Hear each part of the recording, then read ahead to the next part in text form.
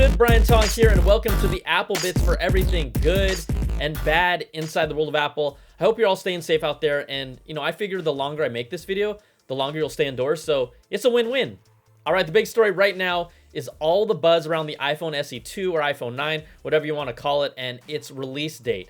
New cases for Apple's low-cost iPhone are showing up at Best Buy with a specific text on them, like this Urban Armor Gear case that says, new iPhone, 4.7 inches, 2020. Now, according to the Best Buy source, they aren't supposed to be merchandised or put on the floor until April the 5th, which led to buzz about a Sunday, April 5th launch date.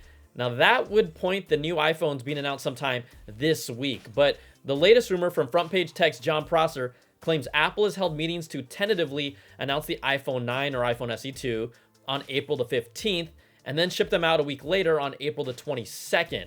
And of course, things can always change, but that's what's being reported at the moment. Now, reports had already claimed that Apple's new low-cost iPhone would launch in the first half of 2020, so we'll just see how this all comes together very soon.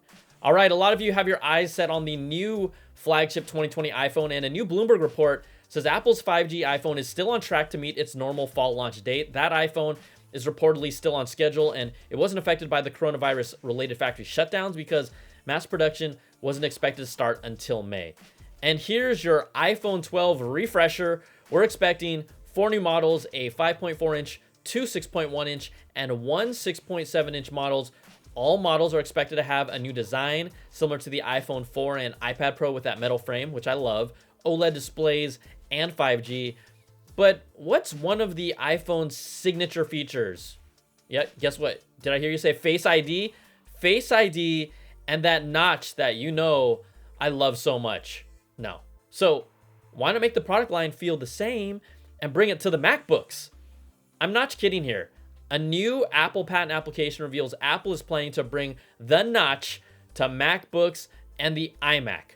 Titled Light Recognition Model for Determining a User of a Computer, the patent specifically calls out how a light dot projector is used to detect and recognize a face, just like the Face ID camera in the iPhone. Now, it primarily focuses on the MacBook Pro design, but then they threw in this image of the iMac, and when I saw that, I was about to riot in my room. Like, I got physically sick looking at that. Come on, guys. You can hide it in the bezel because you hid it in the bezel of the iPad Pro, so I know you can do it, but honestly, this is just not funny anymore. Like, look at that. On an iMac? Ugh.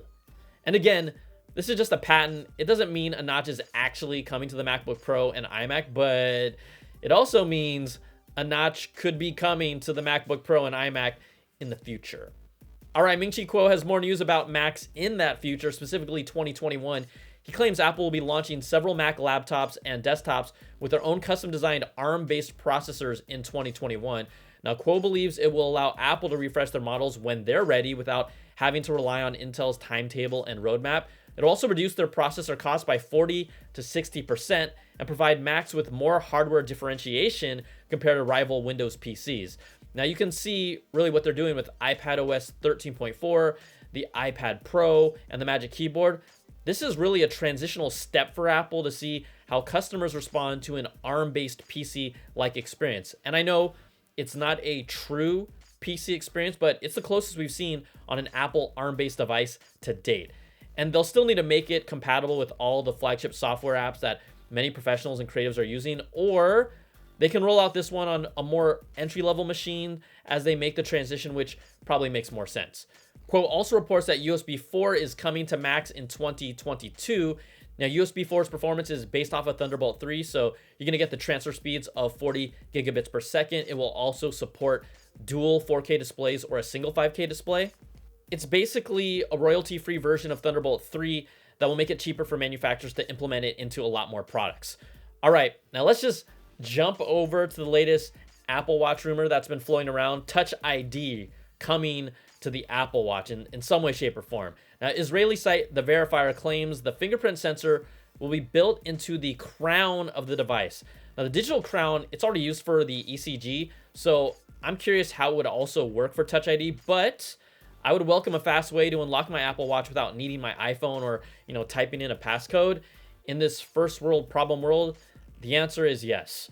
But then they claim the Touch ID feature will be then moved to the screen in the Series 7, which sounds ambitious in back-to-back years for me, but that's why this is a rumor report. Now, the next Gen 6 series, we're expecting to bring an improved battery, Wi-Fi 6 support, the ability to measure oxygen levels in the blood, and sleep tracking. All of these are improvements that have me excited to make that upgrade for my Series 4 since I didn't jump to a Series 5.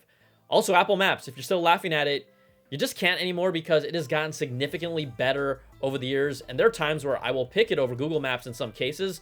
Well, now their weather app, it's also going to get a whole lot better after they acquired popular weather app Dark Sky. Now, the app will remain on the App Store for $3.99 for now, but you can bet that Apple will end up integrating its features and data pulled from the Weather Channel into their own app in some way, shape, or form. Also, Apple has decided to discontinue the app for Android and Wear OS as of July 1, 2020. I'm sure they're really happy about that. But hey, you know what? With all this, maybe we can finally get a weather app from Apple for iPad OS? Yeah? And if they want to get really crazy, we could get a calculator one too. Like, I know that's crazy talk, but if you cared, you probably already got a third-party one by now. And in this new world, you can always find some of the good things that are still happening around us. Apple is part of that. They're offering a 90-day free trial for Final Cut Pro 10 and Logic Pro 10. And this is huge. A lot of you are indoors, and it's really an opportunity to learn something new, improve your skills, and this is a killer offer by Apple. The 90-day free trial for Final Cut Pro 10 is available now, and the free trial for Logic Pro 10 will be available sometime soon. And I hope you all jump on this if you can and have the time. I love this, and you know what? That's a good Apple. All right, I'd love to hear your thoughts on everything here, the stories, what you're looking forward to from Apple this year, or how long will my hair get, like, before I can get it cut since all the clippers online are sold out. All right, if you like this video, give me that thumbs up, subs up, and hit that notification bell to get all my videos when they drop. And if you want more of that Apple goodness, check out my weekly Apple Bits XL audio podcast where we just go for a deep dive into these stories and more with special guests. Plus, you can support all my independent content, the videos and podcasts at patreon.com/BrianTong. Thanks so much for watching. Take care, everybody. Be safe, and we'll talk to you soon. Peace.